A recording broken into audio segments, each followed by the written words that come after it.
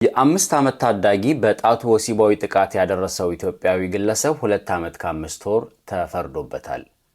የአቃቢ ሕጉ መልእክት ላይ አስተያየት እንድታደርጉ ፈልጋለሁ። ኢዮብ አዳሙ የሚባል ወጣት መጋቢት 17 ተቀጥሮ በሚሰራበት ሰዓዳ ምግብ ቤት ውስጥ ወንጀሉን ፈጽሟል። የምግብ ቤቱ ጓሮ ላይ የምትጫወተው ሕፃን ላይ ነው ጥቃቱን ያደረሰው።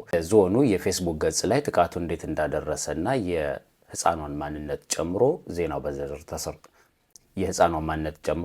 ዜናው በዝርዝር ተሰርቷል። የጋዘር ከተማ መጀመሪያ ደረጃ ፍርድ ቤት የ2 ዓመት ከ5 ወር እስር በይኖበታል። ተመሳሳይ ቅጣት እንዳይፈጸም ያስተምራልም ብሏል። እርምጃ መውሰድ አንድ ነገር ነው። ቢያንስ አቃቢ ሕጉ አቶ ያሲን ወላጆች ልጆቻቸው የት እንደሚጫወቱ መከታተል እንዳለባቸው ተናግሯል። ሁላችንም በዚህ እንስማማለን። አስተያየት እንድትሰጡ የምፈልገው ግን ለልጆቻችን የሚሆን ሴፍ ቦታን መፍጠር አይቀድምም ወይ?